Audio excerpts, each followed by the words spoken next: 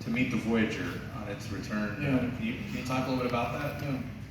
During those 9 days, there were times when the doctor or the guys at Mission Control were there, particularly at the nights. Mike Melville did the night shift. He was there all night during those 9 days.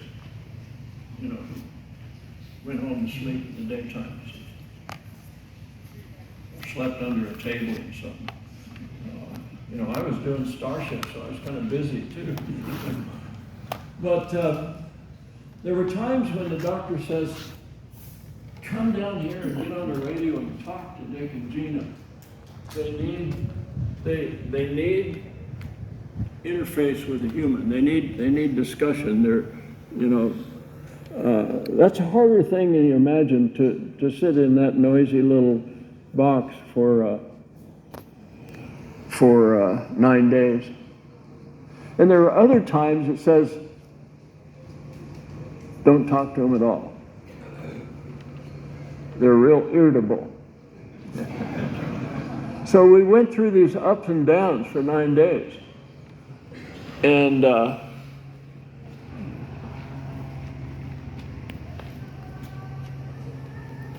so when we first learned that they did indeed have enough fuel in that feed tank to make it back to Edwards. It's interesting because the press with their big satellite dishes and whatever, they were parked there for the whole 9 days. You know, we had a media event. Usually they go to Reno and they do races for a couple of days and that's it. Or you know, a few minutes is a race. But they're always out in the hangar. And I always wanted to go out and just tell them what's going on, even if it was bad news, even if we had some kind of problem. I just thought, well, it's interesting. I mean, they should know this. A huge, big event happened. And that is, for the very first time, we were able to pump enough fuel into that feed tank, the only one that had a gauge, that sight gauge, to where I knew that we could make it, they'd have enough fuel to get back to Edwards. As soon as I knew that, I bolted out of Mission Control, which is in a trailer, not a wooden building. And I ran out there to give the press all this good news. And they were all gone. They were all at Edwards to watch the landing. It was that, you know, okay, anyway, so Mike and I, it was a very emotional thing when we said we're going to go out and join up with them. We tell the joke that it's illegal then to fly in the United States because they don't have the green and red lights. They got taken off sliding on the runway. So sure enough, it got light just in time. But anyway, Mike and I were in, it was in Dutchess, not sure. And we didn't want anyone else to know, based on communication via our radio, where the Voyager was. Because there were a lot of people that were joined up on them leaving. And I just didn't want them running into somebody. There were actually a couple of airlines that made a big turn to come over so the passengers could see. That was kind of cool. But anyway, we actually lied. Yeah, and told them that it was somewhere else, a different position. Plug in if you want to borrow this. No, I'll just do that. On the radio that Thanks. people can monitor. But on our discrete frequency, we were talking to Dick and Gina. And for some reason, both of them were a lot less emotional than we were. Their brains were fried. But at any rate, we picked a different altitude so we didn't run into them. It's dark. I'm talking about off the coast of San Diego, because we came up that way because there was bad weather and winds in Texas. So we actually, the shortest route was to go over Texas, but instead we went all the way down, crossed at what is that country? Costa Rica, I think it was, where we crossed. Came up the coast then. So, Mike and I, we weren't thinking about, we're emotional, but we got in the airplane at Mojave and we started flying to where we could join up with them. And I saw this enormous string of red lights going out to Edward Air Force Base. There were those thousands of cars. You know, a 9-day event.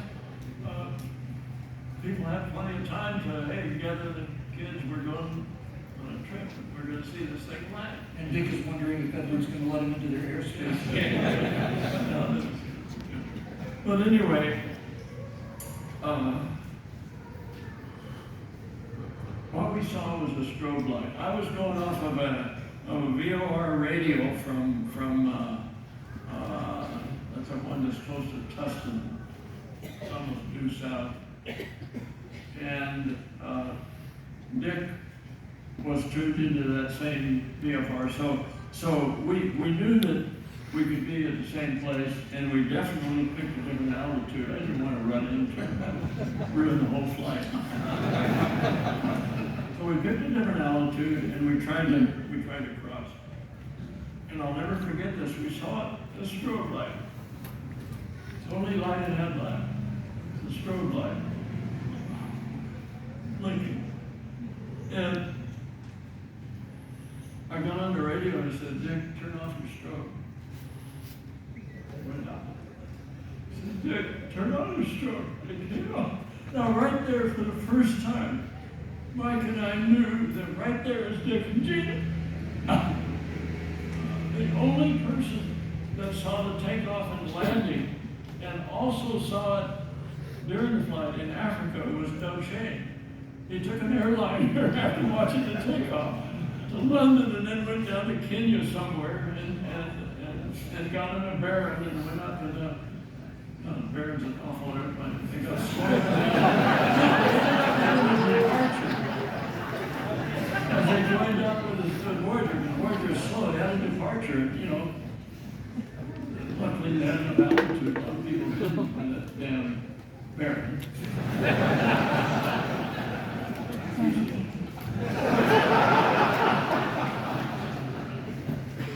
It's not a four-letter word. When you say something is a S-H-I-T-T-Y,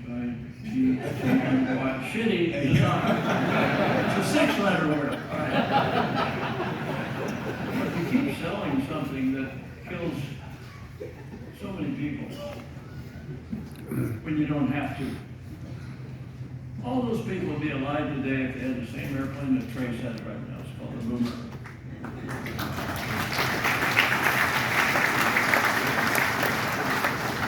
Do you know that you can go to full ass stick, full rudder, full aileron, the entry controls to a spin in a Starship, and it just flies along. You will actually climb those flaps down at gross weight, single engine. These are things that are extremely important to safety. So anyway, that was the big focus was safety. That's why if you read chapter 17 of it's published on REP, you learn why I got interested in doing the airplane design. Was that the answer to the question? That was perfect. The question. No, you did great. You're talking about going up and meeting up with the Voyager. Oh, yeah. Oh, I didn't quite get the punchline. As soon as that light came back on, Mike Melvin and I bawled like babies. Tears running down our eyes. We couldn't talk on the radio because we were crying out loud. And yet Dick would come back and talk to us just calm. He wasn't emotional about it. And Mike and I were just freaking crying because all that went on in that 9 days, and now we're looking at it, they're right there. That was so cool. I can't even imagine. One of the questions I have is, do you have advice for aspiring aeronautical engineers? I have one. Do you have any advice for Oh, aspiring advice.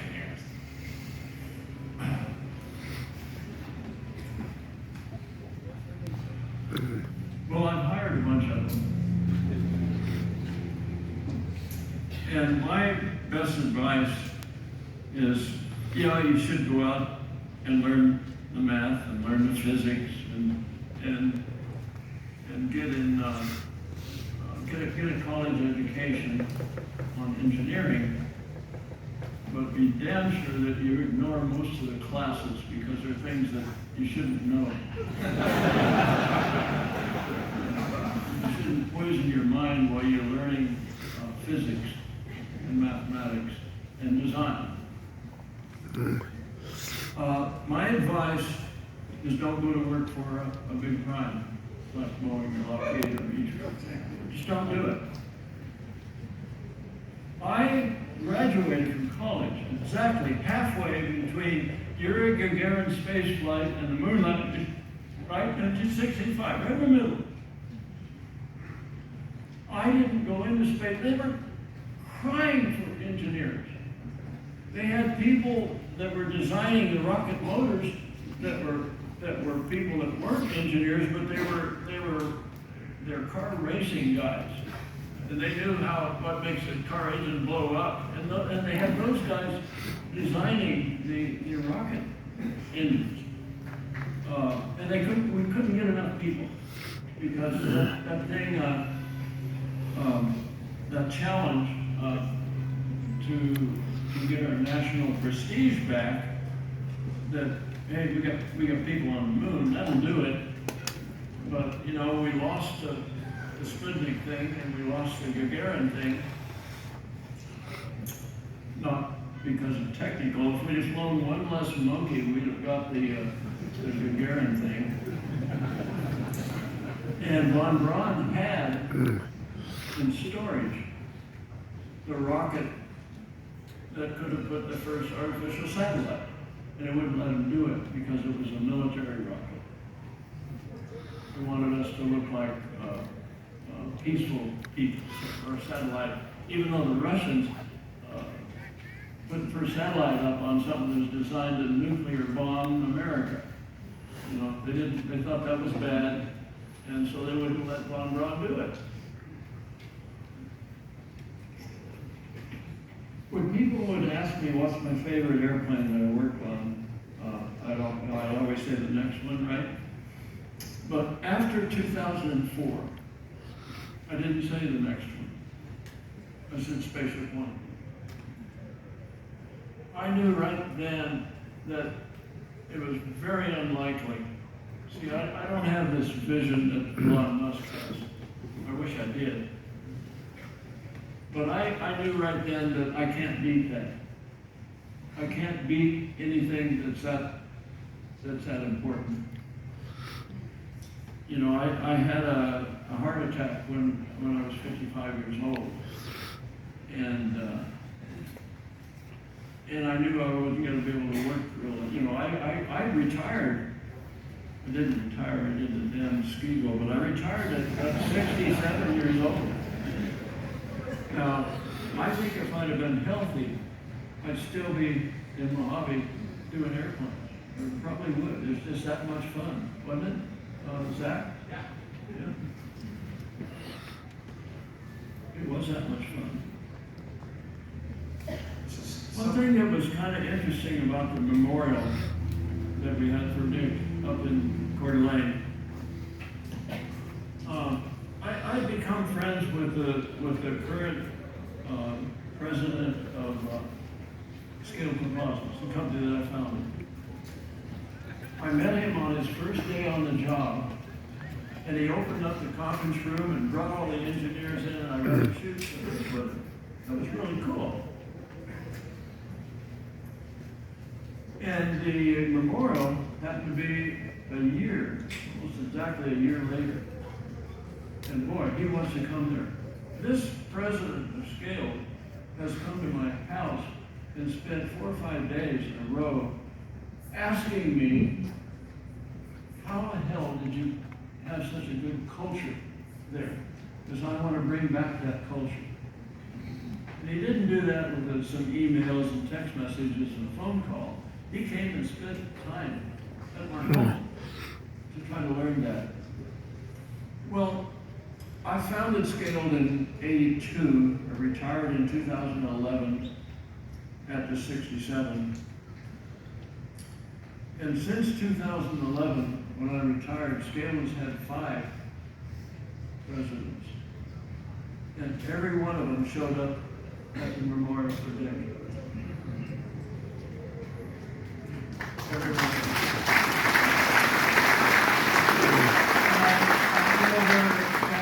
All over the place, and I can't go airliners anymore. I've got this oxygen problem, but so I knew that that was the only opportunity that I could have where all 6 scaled companies, 6 scaled presidents could be together, and we've got some neat pictures and whatever. You're talking about the culture.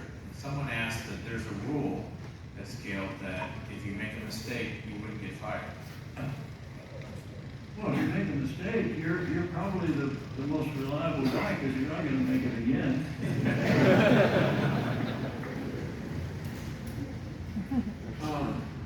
That happened at Beechcraft. When they were doing a test of pressurization plus bending moment, a ground test, and it exploded and blew the wing off the fuselage. Which, that probably caused an accident, right? And they went in and looked at the records and they found a little bit of peel ply that somebody had left between the flies. And they have records of who does everything.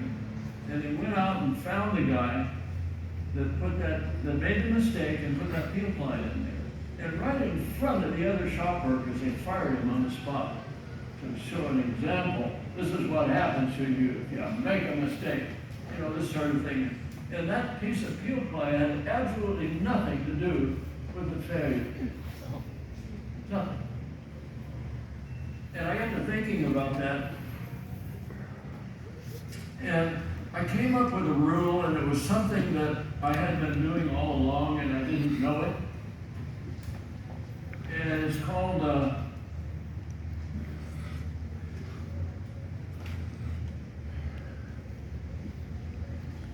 Can't help me with it. Never defend. Question, never defend. Okay.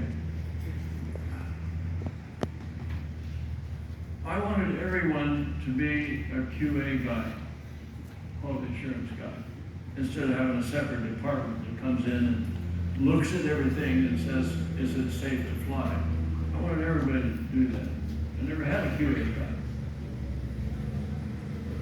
I encourage the people to question whether it was safe and never ever defend that it is safe. When we did when we did SMUT, Special Mission Utility Transport for the government. This is a DARPA program, so I have a government contract to do something that would do a better job at the Desert One fiasco where they lost the C-130 in the helicopters and so on. And we did a subscale demonstrator for that. Well, a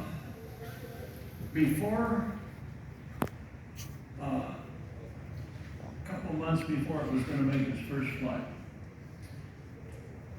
a guy came in from DARPA, government guy, kind of a QA head.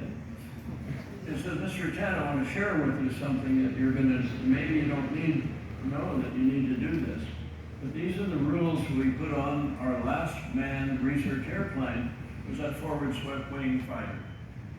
F-29, whatever. And it showed different things that I had to do. And one of them was was there'd be a general officer review board come in and study what we were doing, and we had to prove to this group that the airplane is safe to fly. And prove it to them, right?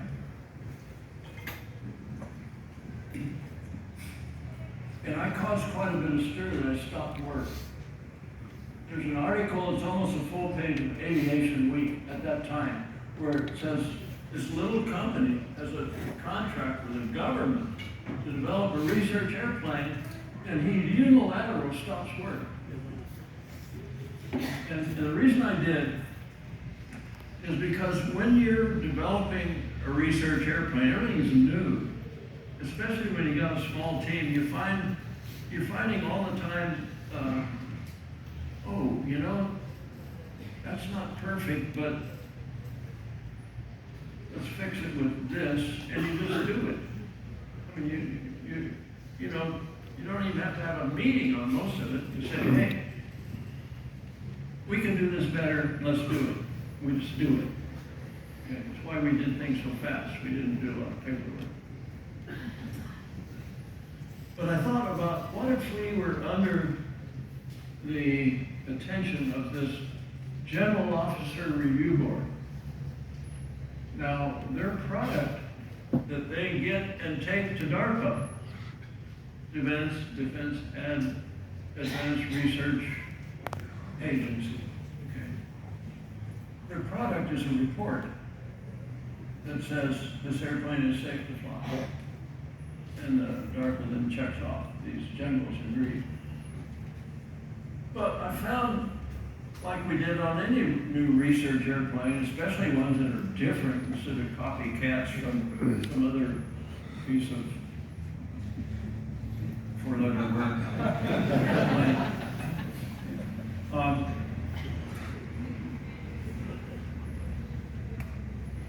We would have to tell them that it's safe.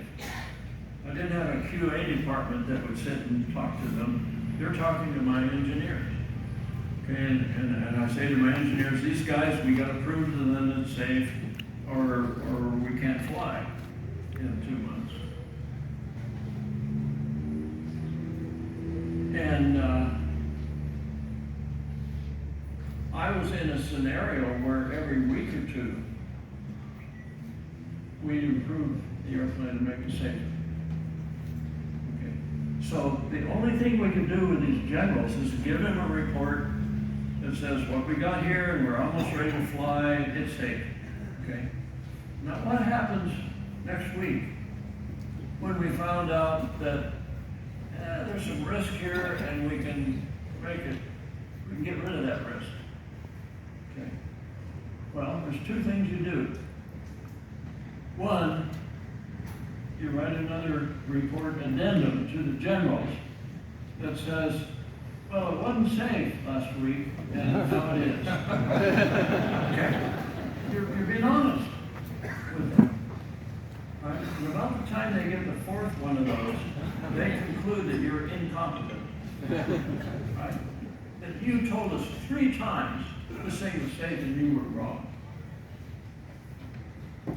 The other thing that can happen is when you find out that, and somebody reminds you that, oh, this report with the leather bounding that we sent to the generals, it said it was safe, so let's not change it. It's safe, it's safe enough. See what I'm getting at? Both of those things act against safety. And so this thing, we made a patch that says question, never defend. And we live by that. We should always question. I would never ask the engineers to defend the safety to anybody. Not a journalist, not a bunch of generals. Don't defend the safety.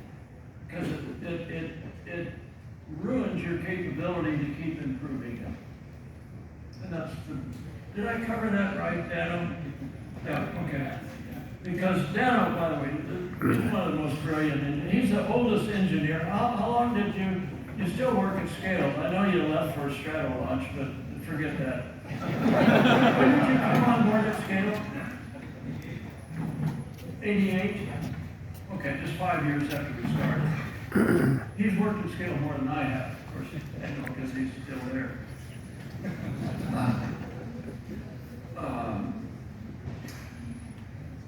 He's found that when he's a teacher also. He teaches engineers not just design, he does finite element modeling, but he'll have meetings and teach people design things, and also teach them culture, teach them management things, right? And he found that a lot of people, when you describe this question, never defend thing, they don't understand it.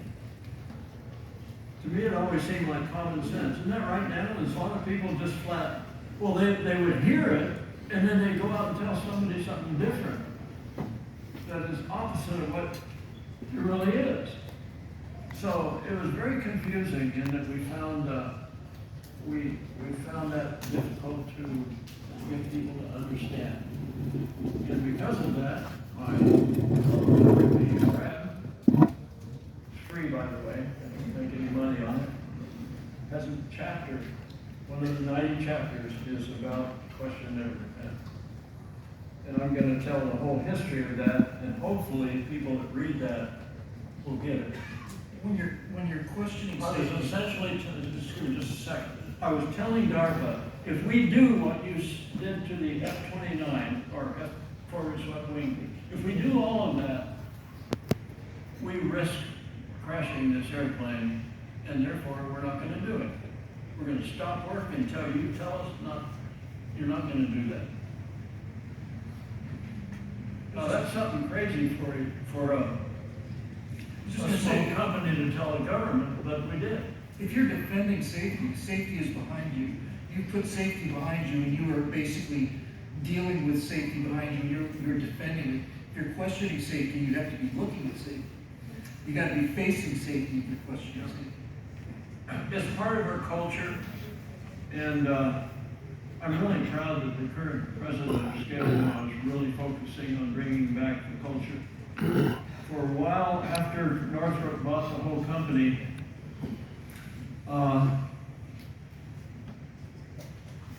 they had Scale doing only military stuff.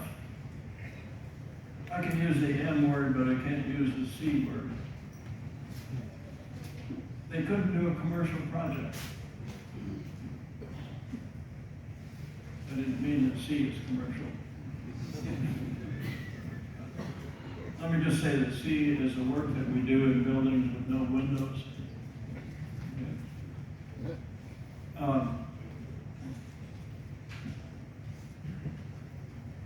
And there was a real interesting project come up. In fact, Daniel brought it in and said, listen, this is going to be a fun project, let's do it. And they asked Northrop, can we do it? And they said no. And one of the reasons was that Scale got sued by Richard Branson because a pilot made a mistake and crashed his spaceship. This is after I retired. Now, if you get sued by Richard Branson, you got a big problem if you're a prime aerospace company. What's the big problem? Oh, Richard Branson's a cool guy. He's a swashbuckler, he's an adventurer, everybody loves him. What's an aerospace prime? Well, they're the guys that charge $800 for a toilet seat. See what I'm saying? A big suit like that would be, it would go on for 10 years. And so they had only, just had to settle it, which is crazy.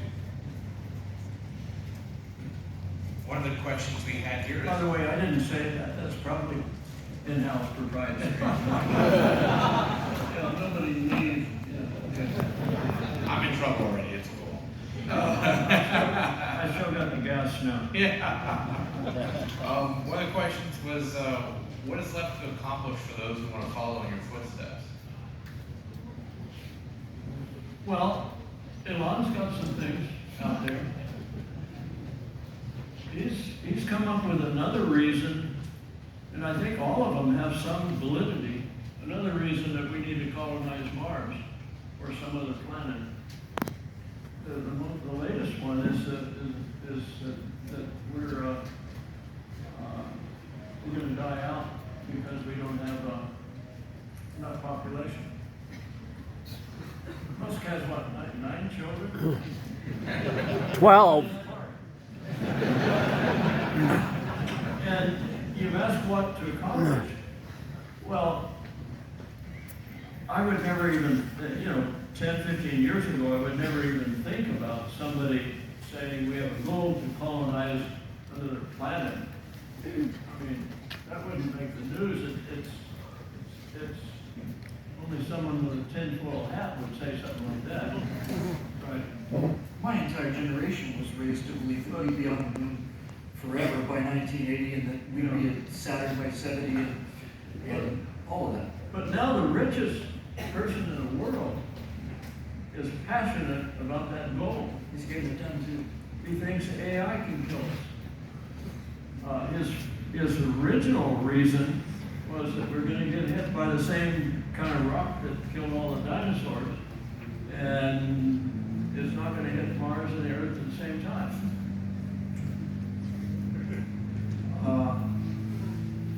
There's one thing I'm going to reveal in my autobiography, and that is, what do you talk about with Elon Musk if you are locked into a very small room with him and it's just you and him? And you do it twice and it's for 5 hours.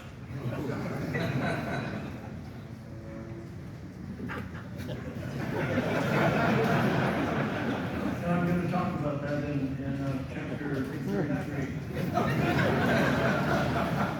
I'm going to talk about the event in my talk on Thursday. No.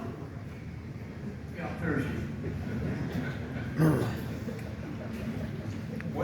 What can we do to help ignite the same passion for experimentation and hope building that we saw in the 70s? Passion for experimentation.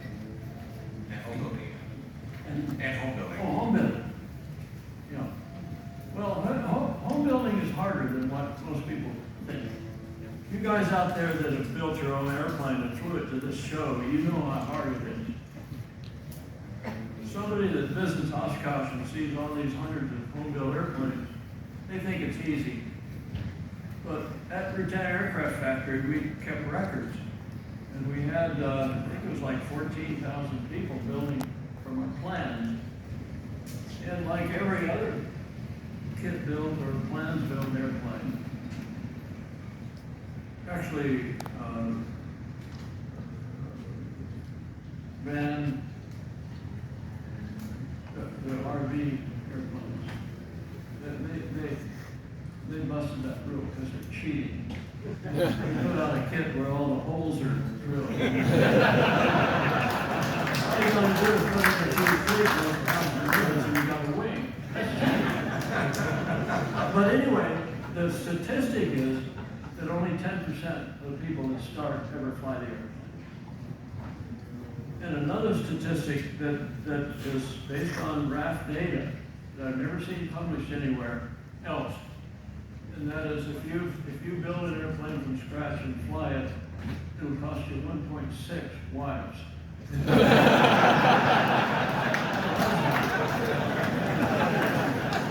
They corrected me on the what's your name?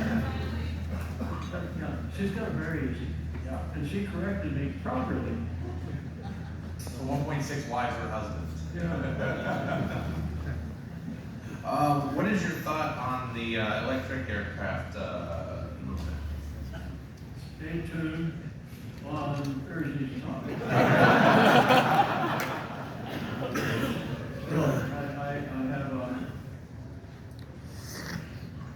I have a solution to the big problems that those guys have. And I'm going to show it to you. I'd love to see somebody build it. Awesome. What, First of all, if you're going to run on electrics and go anywhere, gotta be all electric because it's better for the environment. That's not true at all. If you're gonna run electric on your whole trip, you got a pretty heavy battery and a pretty expensive battery. Let me give you a statistic. If you buy a Tesla, and I own a Tesla, I love the fact that it drives itself. Just fun. If you buy a Tesla, you have hurt the environment from the day you build it by about 100,000 miles of driving. Because the energy and the carbon that goes in the atmosphere in order to make that battery is that much. And they warranty the battery for 70,000 miles. So you don't break even until plus 100,000. Now, Dano's broken the rule. How many miles do you have on your Tesla? 116.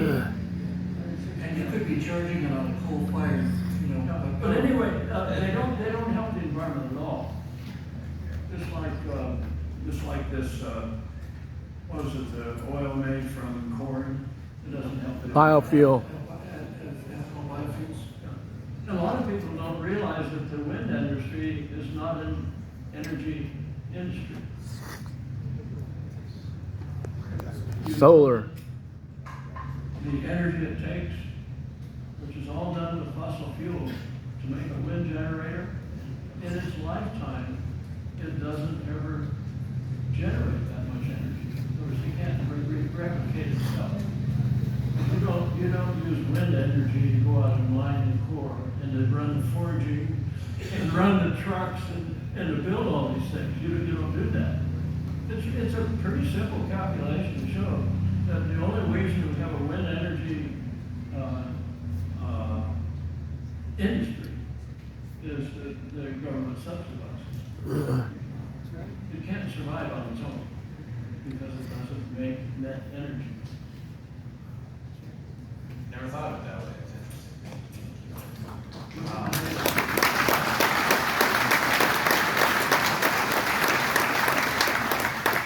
Someone wants to know, in your opinion, whether it was one of your designs or someone else's, what do you think the most beautiful airplane design is? The most beautiful airplane design? Yes, the most beautiful airplane. Okay, I had picked my favorite spaceship and my favorite airplane. And my favorite airplane was the A-12, forerunner of the SR-71. I think that's a friggin' beautiful airplane. And the most important spaceship is the lunar module. That's awesome. That's And if you fantastic. don't believe that, look at the trouble that NASA is going through right now, trying to get somebody to build something that'll do that. They are going in at night in the Air and Space Museum. And that's the lunar module. Look closely at it. How the hell would you do that? You know, Musk, to go to the moon in his other starship, he's got to refuel it in Earth orbit 5 to 10 times. Oh, for crying out loud, the Saturn. One launch, it went there and came back. It's one launch. The Saturn V is a so much more brilliant design than the Starship. They're not even in the same league. Now, that being said, I have a lot of respect for Musk by the fact that he initially proved that it is indeed impossible to reuse a booster for an orbital launch. He proved that it's impossible. He proved that about 6 times. And then one of them made it. And he wrapped in all of those mistakes, and he can go out there and reliably. He's flown, I think, like 26 flights on one booster. And because of that, he's essentially put the other space launch people out of business. They can't compete with him. So I've got a lot of respect for him, even though he's doing it wrong. I'll explain why it's good or wrong. It's something that I gave a talk about here at Oshkosh all the time. You don't penalize your payload to orbit by 30% by putting a landing gear on your booster and then firing the engine 4 times to land it. That's payload that you're giving up. It's better to put your assets on the ground that don't use a landing gear, don't ever restart the engine. You don't have to have propellant left over. Now you got 30% more to orbit. And what it is, it's a huge catamaran, turboprop catamaran with a big, what looks like a trampoline set at 30 degrees. It goes 80 knots and you drive it under this thing falling with a small drag chute. It looks like a trampoline, but when it catches it, now it looks like a butterfly net.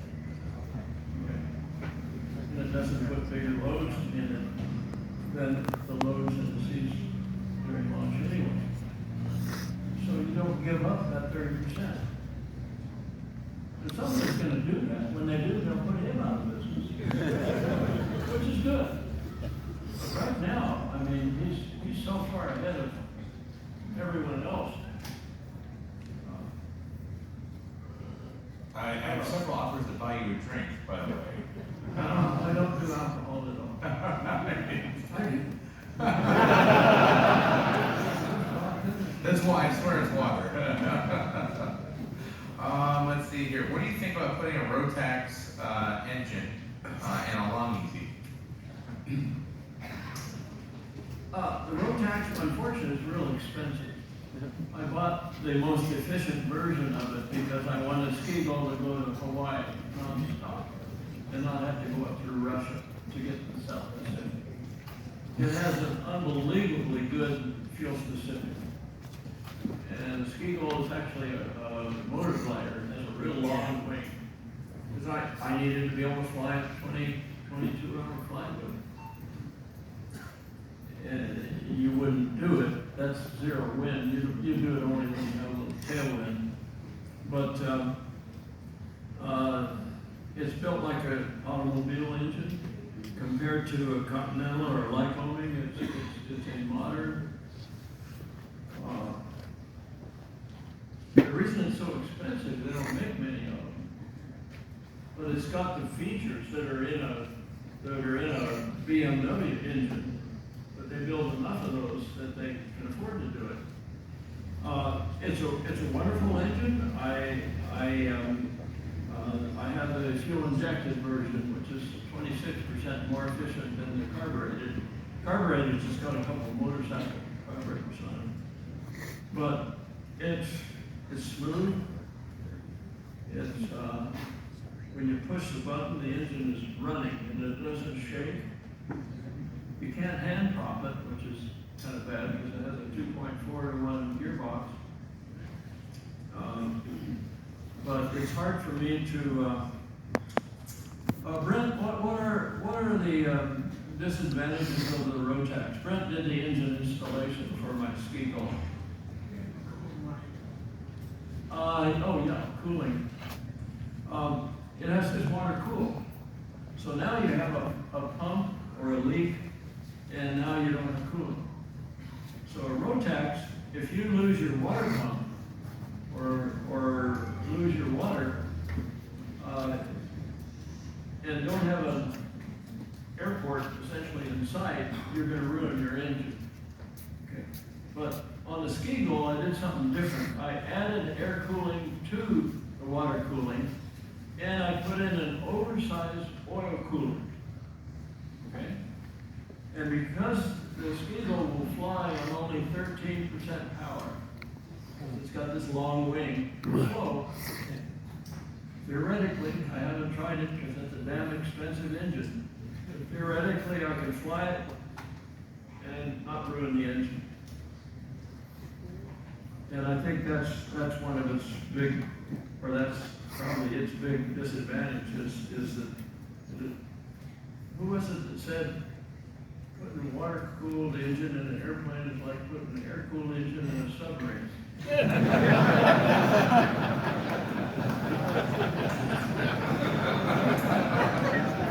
There's a lot to love with it.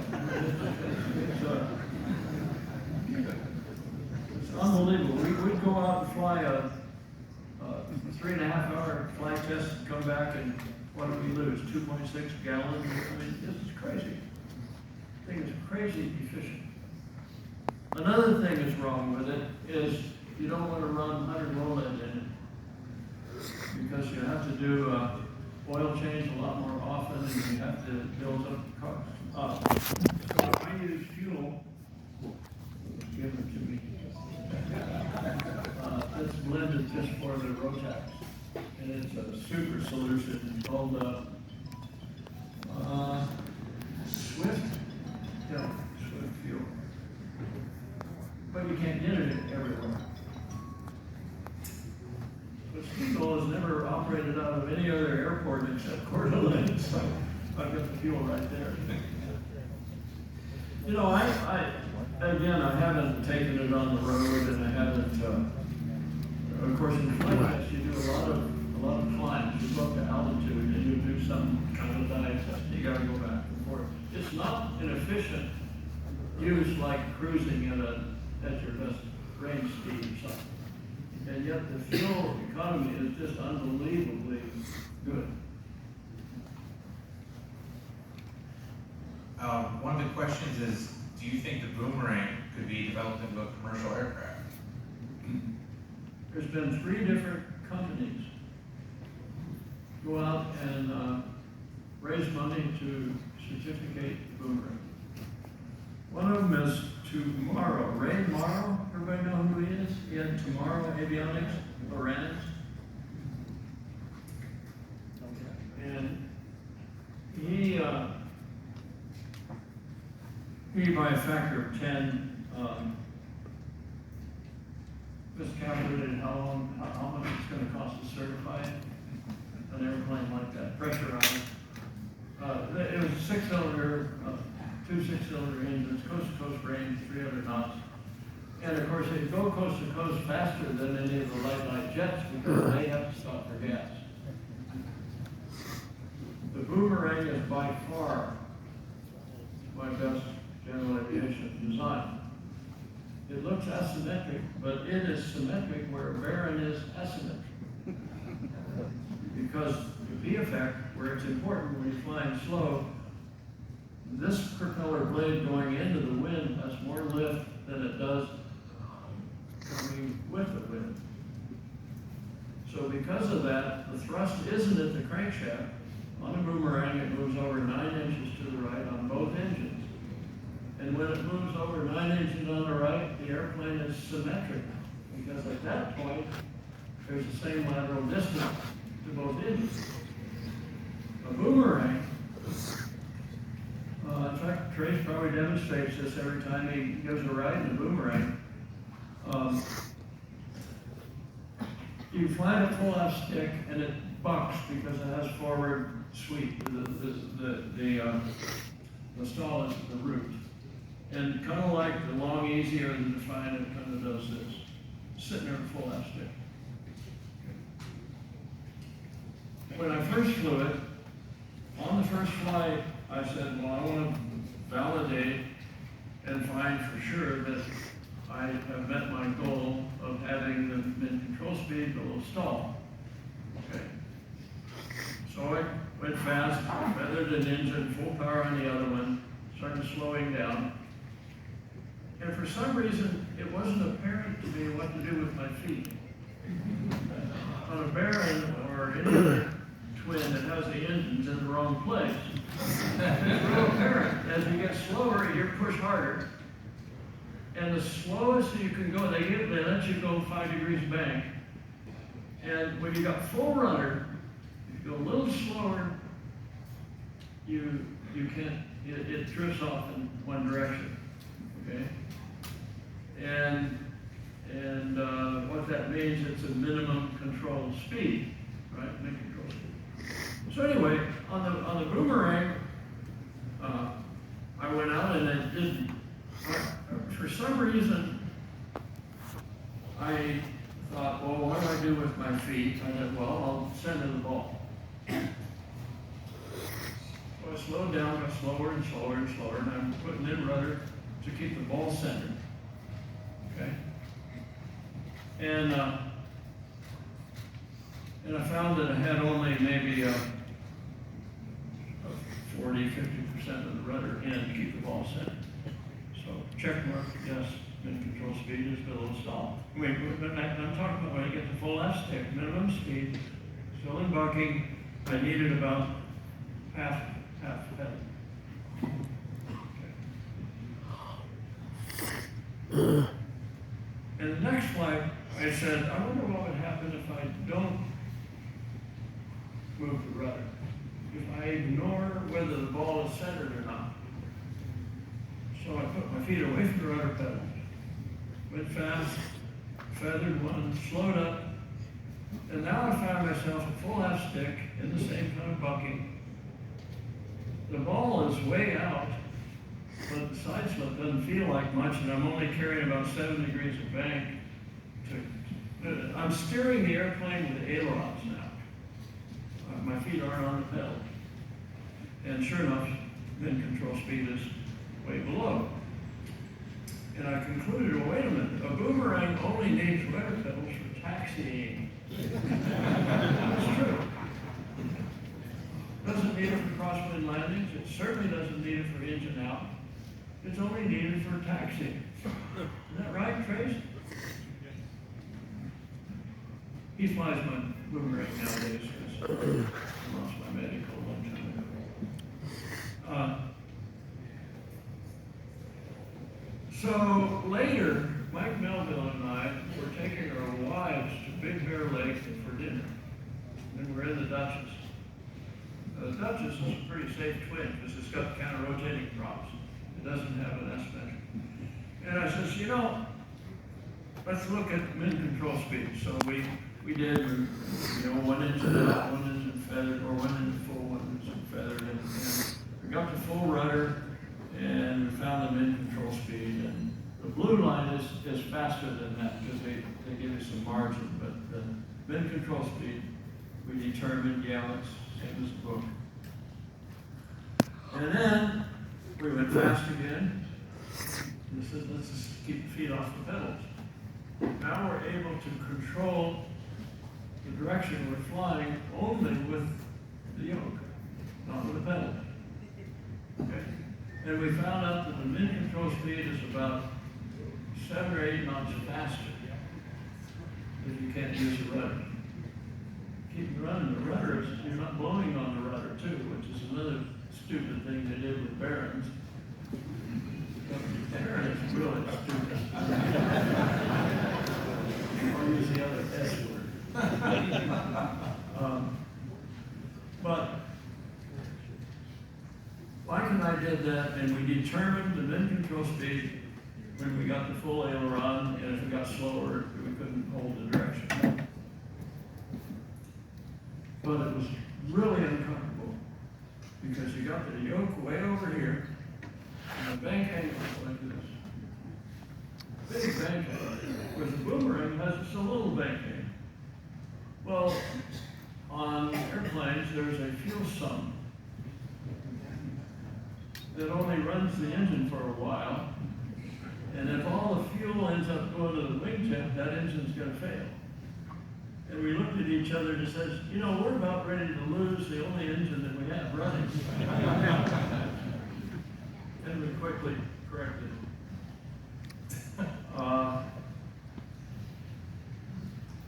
But there is no airplane safer than the boomerang. I mean, you just flat cannot get a departure in. If you're downwind on base and are going to overshoot the runway, you can yank it over and go full ass stick and get it back in, and you don't have any fear that you're going to go upside down and kill everybody. You don't. It doesn't depart. And for crying out loud, if you can actually build an airplane like that, why in hell doesn't Beech and Cessna do it? Why would they keep building airplanes that kill people? You don't have to. Okay, I started by saying that Morrow and two other companies, one of them foreign, started a program. We actually, on the Morrow airplane, we actually built part of the 300 knot, 6-cylinder, coast-to-coast boomerang. We did some new manufacturing methods, and we built the rudder and the horizontal stabilizer, and we were experimenting with better manufacturing methods, okay? And then Morrow saw a big downturn in the snowboard industry, which is what he thought profits from that would be used to certify a boomerang. Anyway, he ran out of money and stopped paying us. And bottom line is something that looks that unusual, looks risky, just looks wrong. There's an article written by Business and Commercial Aviation magazine. It still did magazines in 2000. And one of the things they said about the Starship is I have one of my 9 things to compare the King Air and the Starship in my talk that's on Friday. One of those things is you look at how much more beautiful a Starship is than a King Air. That should be a positive. But this whole paragraph talks about that's a big negative because people are creative and they want to be creative on things, on their furniture in their house or their home or their car. But when it comes to an airplane, they check it out. And it was a big negative on sales of Starships because it was different. And I don't know how to judge that because beauty is only in the eye of the beholder. So I gave that a yes or no, depending on what you think.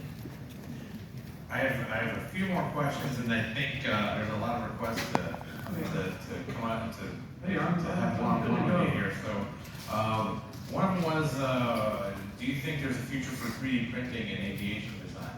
3D printing. Yes, sir. I think it's great that the 3D printing rocket motors, the little paths where you have to run a fluid to keep them from burning, and then you have to solder them together. Boy, 3D printing, this is the only way to do that, right? But here's the thing, 3D printing is a very slow process. You know, it's only makes sense for things that are so complex that you have to 3D print it, essentially. It almost always turns out, if you're going to produce a lot of them, that there's cheaper ways of doing it in production. So I never got into 3D printing. We did a lot of vacuum-assisted resin impregnation, which is a good way to do bed sheets and honey, but we didn't do 3D printing at all. Someone wants to know, do you think any of the aircraft you designed ever got reported as a UFO? Yeah, well, the time period was 1972 to 74. The very big one made its first flight in Kansas when I worked for BD. By the way, chapter 18 is published at Pratt. You can read all about BD. If you're interested, how many here are interested in BD5? Have you read chapter 18? No, it's free. Just go to burtruttan.com. You can read almost 100 pages about BD. I had to wait for him to die to publish it. But no, it's an inside story of the whole thing. What was the question again?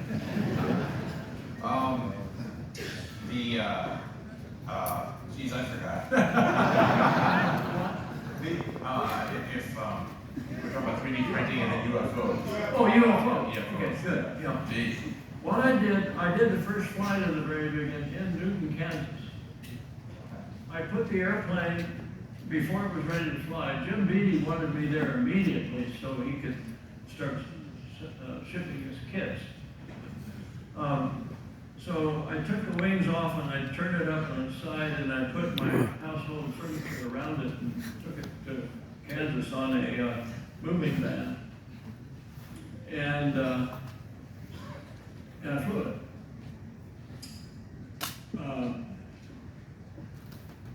If you look at what was flying in '72, that was a Canard type airplane. Anybody want to give a list of things besides the very big one? Anybody out there know anything about airplanes? There were military fighters that had by the way, the Saab Viggen had not flown yet. It was designed, and it was claiming that this is going to have natural stall limiting, which is phenomenal.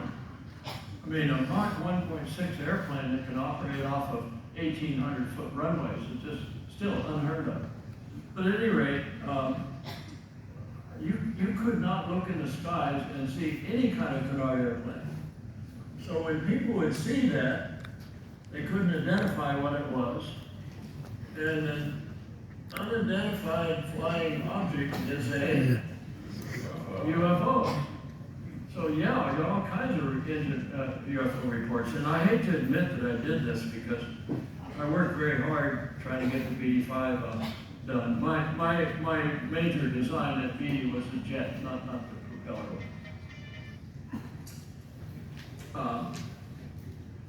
I barnstormed on the weekends. Didn't you fly that in, was it Death Race 2000 that you flew in? You were in a movie. You flew the very big, was it Death Race 2000? Death Race 2000. Yeah, Death Race. That's a wonderful film. It's a great film. Death Race 2000 has, I damn near crashed. you damn near killed yourself. Yeah, if you watch Death Race 2000, you'll see the very big, and it's flown by Burt, and it's flown incredibly recklessly, and he nearly got a bunch of pedestrian points, which normally would go to the cars. The film company went to, who's the guys that did all the filming of airplanes? They did Flight of the Phoenix. Mark? Paul Mance, maybe? Paul Mance. Okay. Mance was killed in the Flight of the Phoenix crash. So now it's Frank Tallman. And the film industry went to them and it says, this was 1974, maybe 73 when it started. But they went to Tallman, who was the guy that did flying of moving airplanes. And it said, we want you to, our movie has to depict an airplane out of the year 2000. Yeah. It was Death Race 2000. I mean, way out there, far future, 2000, far future. And we want you to find an airplane that looks like it comes from the year 2000 and fly it in this movie. They didn't tell me about the part of the movie was you get points by killing pedestrians. Because I found that out when I invited all my relatives for showing. Really, but anyway, so Frank Tallman walks into my office and he says, I've seen this thing in the magazine and it looks perfect for this and I want to use your airplane and I want to fly it in film.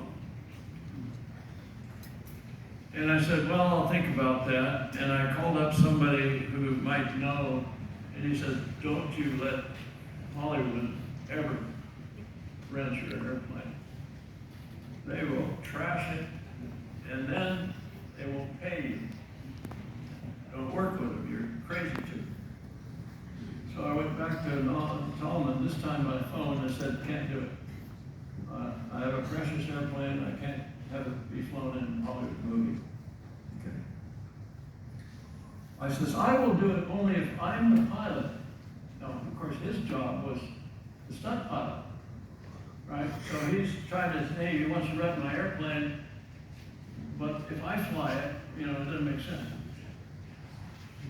So the movie company called New World Productions that did Fresh 2000. Yeah. Gave me a call and said, Mr. Tan, Frank Tallman is in Europe this week. Will you still do this if you fly it? I said, you bet. Well, how much would it cost? So I sat down and I said, well, how many days do I need? Oh, just 1 day. So I penciled it all out, you know, I had to buy their gas and whatever. And I quoted a real low price because, man, I wanted to be part of Hollywood. What did you call? Afraid you were going to ask. It was like $1,500. That's about a third of the total budget for that movie.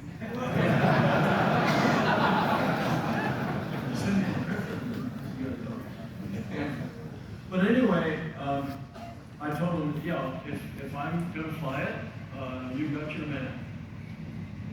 They broke the law by not having me have to get a Screen Actors Guild license. The New World production didn't bother with paperwork. Yeah, there were a few federal aviation regulations that were broken in that movie too. Oh yeah, I landed on roads in Joplin Canyon. Well, I had a ball flying. And if you've seen the movie, watch just the last 2 or 3 minutes. Yeah. Unfortunately, it's sped up, so it looks faster, but it was cool. But I was bombing things, and then I'd fly up. Well, one of the things I was supposed to make a turn and fly up a canyon, and to where I would crash because I couldn't get out of the canyon. And I did that, and damn near didn't get out. And they used a model airplane for the crash thing. They slid it down a wire, and as soon as it hit the rocks, it immediately exploded. You know. Anyway, it was fun, and I ended up working 2 days, and they didn't pay me for the extra day. I didn't really mind it. Hell, I didn't know that it was a movie about killing pedestrians. And until I saw the movie screen. You know. 2 last questions before we let people we have our receiving line. Come on. Okay, wait, we were talking about Barnstormer, and I'm almost done. Didn't quite get to it. Oh, in Kansas, I would take my very big one out, and I'd find a little town. There's a lot of little towns in Kansas that have grass runways. And I beat up the town, low altitude, showing a full F-stick, and they're looking at, not only is this thing unidentified or some kind of UFO, but how can it turn that tight? And, you know, and then I'd climb up like this, and I'd head for the airport, and I'd land. And I hate to admit that I did this, but on 2 different days, I gave people rides for $5.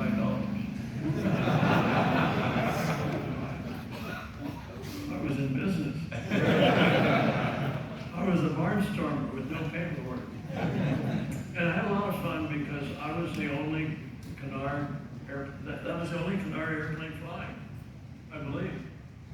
Unless somebody out there knows of another one. Well, there was the Ascender, that World War II design, but that was just a That's a military fighter, and it wasn't I think I used the word general aviation when I made the claim. Military has all kinds of stuff. I mean, stuff they won't show us is probably. It's the only other one I can think of. But no, I didn't include military on that. One actually question for you is there a way to get a copy of the tribute video we saw? Yes, we're saving it for, we've had it finished for about a month now, but we were saving it for tonight because we wanted everybody to see it with fresh eyes. But we're gonna have a YouTube link for it, and I'm also gonna make sure that included in the comments is a Google Drive link where you'll be able to download the video and show it to whoever you want to off of your own computer. We stole a lot of footage, and I just stole everything that I could find because I had very little time.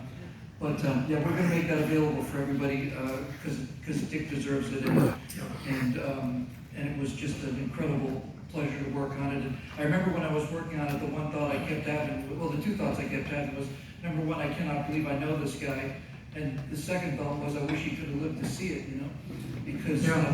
Because it really, I had a lot of time to talk to him. Absolutely. I knew, I could hear it when, because we saw him in the afternoon. He took off his oxygen, and he still lasted for 2 hours, something like that. And when we finally got the news, we were downstairs. We got the call from just upstairs, and I just that second knew that this thing had to end with the sonic boom. You know that's how this guy just went out of town.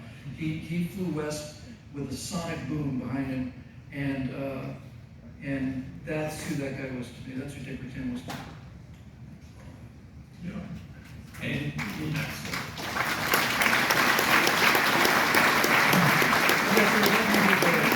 As an employee, he did not behave.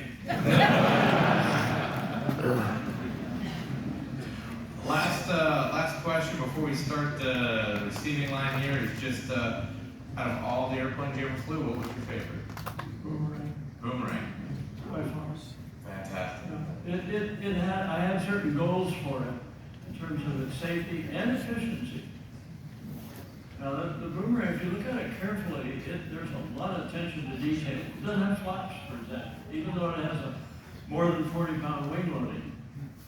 You know, I knew it was going to be safe because it had 2 engines, and it was not going to have the normal engine-out accidents. So, you know, I checked off that clip, but I wasn't interested in it. I couldn't think of a time when I went out and landed the Duchess in a little grass field, even though it could do it. So I didn't pay attention to that, and to make that thing have the coast-to-coast range, and to make it be able to fly at 260 knots with 4-cylinder lipo, to make it do that, I had to have small wings on it. And that's why it has such a heavy wing loading. Now the big advantage is turbulence. It drives through turbulence like it's not there compared to another typical airplane with a low wing loading. It's by far my favorite general aviation work. Nothing's even close to that. That's wonderful. I just want to say thank you guys for hanging out with us tonight. I know you guys probably want to come up and see Burt. We're going to have Burt just kind of hang out at the bottom of the stage or sit on the edge Okay, of the I can stage. hang my feet off. Yeah, you can kind of hang out if you guys want to come up and say hi. And You want to take pictures or? yeah, absolutely. Thank you guys for being here. Thank you guys.